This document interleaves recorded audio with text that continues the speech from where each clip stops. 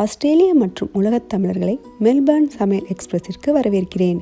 இன்றைக்கி நாம் egg cake கறி எப்படி பண்ணுறதுன்னு பார்க்க போகிறோம். நார்மலாக எக்கை உடச்சி ஊற்றியோ இல்லைன்னா பாயில் பண்ணியோ தான் கறி பண்ணுவோம். பட் இது கொஞ்சம் டிஃப்ரெண்ட்டாக நம்ம பண்ண போகிறோம்.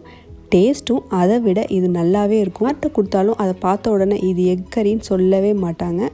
டேஸ்ட்டும் அவ்வளோ சூப்பராக இருக்கும். நீங்கள் ட்ரை பண்ணி பார்த்துட்டு சொல்லுங்கள். இப்போது எக்கில் மிளகுத்தூள், மஞ்சத்தூள், ஜீரகத்தூள், உப்பு எல்லாமே லைட்டாக 1 டீஸ்பூன் அளவுக்கு சேர்த்துட்டு அதை நல்லா மிக்ஸ் பண்ணிக்கணும். நுர வர மாதிரி, அதாவது நல்லா ஃபோமியாக எல்லாமே நல்லா மிக்ஸ் ஆகிருக்கணும். அந்த அளவுக்கு நல்லா மிக்ஸ் பண்ணிக்கோங்க. இப்போது இந்த மிக்சரை ஒரு பவுல்லையோ இல்லைன்னா ஒரு பிளேட்லேயோ நல்லா ஆயில் வச்சு க்ரீஸ் பண்ணிவிட்டு இதை ஊற்றி நம்ம வேக வைக்க போகிறோம். ஆல்மோஸ்ட் 15 மினிட்ஸ் நம்ம வேக வைக்கணும். அப்போது இது ஒரு கேக் ஸ்ட்ரக்சராக நல்லா ஃப்ளஃபியாக வரும். அதை நம்ம பீஸாக கட் பண்ணி எடுத்துக்க போகிறோம். இப்போ குழம்பு பண்ணலாம். அதுக்கு 1 வெங்காயம், 1 தக்காளி, 1 tablespoon ginger garlic paste எடுத்திருக்கேன். தாளிக்கிறதுக்கு பட்டை, சோம்பு, ஸ்டார் அனீஸ், அப்புறம் கிராம்பு, ஏலக்காய், பிரிஞ்சி இலை இதெல்லாம் எடுத்திருக்கேன். அப்புறம் 3 டேபிள் ஸ்பூன் அளவுக்கு மல்லித்தூள், 1 டேபிள் ஸ்பூன் மிளகாய்த்தூள், அப்புறம் கொஞ்சம் மஞ்சத்தூள்.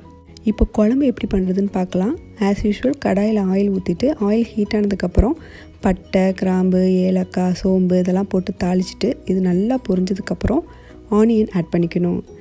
ஆனியன் நல்லா வதங்கணும். ஒரு குழம்போட டேஸ்ட்டே ஆனியன் வதங்குறதுல தான் இருக்குது. நான் ஏற்கனவே சொல்லியிருக்கேன். ஸோ நல்லா வதங்கினதுக்கப்புறம் ஜிஞ்சர் கார்லிக் பேஸ்ட் ஆட் பண்ணிக்கணும். ஸோ இதோட ரா ஸ்மெல் போனதுக்கப்புறம் நெக்ஸ்ட்டு டொமேட்டோ ஆட் பண்ணிக்கணும். டொமேட்டோ நல்லா மேஷ் ஆகணும். இப்போது மல்லித்தூள், மிளகாய்த்தூள், மஞ்சத்தூள், உப்பு ஆட் பண்ணிவிட்டு கருவேப்பிலை கொஞ்சம் ஆட் பண்ணிவிட்டு நல்லா ரா ஸ்மெல் போகிற வரைக்கும் சாட்டே பண்ணுங்கள். ஒரு 3 மினிட்ஸுக்கு நல்லா சாட்டே பண்ணிவிட்டு குழம்புக்கு தேவையான அளவு தண்ணி ஆட் பண்ணிக்கணும். இதை நல்லா கொதிக்கணும். இப்போது குழம்பு நல்லா கொதித்து அதோட ரா ஸ்மெல்லாம் போய் ரெடி ஆகிடுச்சு. இந்த ஸ்டேஜில் நம்ம ரெடி பண்ணி வச்சுருந்த எக் கேக்கை ஆட் பண்ணிக்கலாம். இப்போது எக்கை ஆட் பண்ணிவிட்டு 3 மினிட்ஸ்க்கு நல்லா பாயில் ஆகணும். அதுக்கப்புறம் கொத்தமல்லியும் புதினாவும் ஆட் பண்ணணும். எப்போவுமே நான்வெஜ்ஜில் 2 இலை புதினா ஆட் பண்ணிங்கன்னா அதோடய ஃப்ளேவரே தனியாக இருக்குங்க. ட்ரை பண்ணி பாருங்கள். அவ்வளோதான், நம்ம எம்மியான, டேஸ்டியான, இன்னோவேட்டிவான எக் கேக் கறி ரெடி ஆகிடுச்சு. கண்டிப்பாக வீட்டில் ட்ரை பண்ணி பாருங்கள்.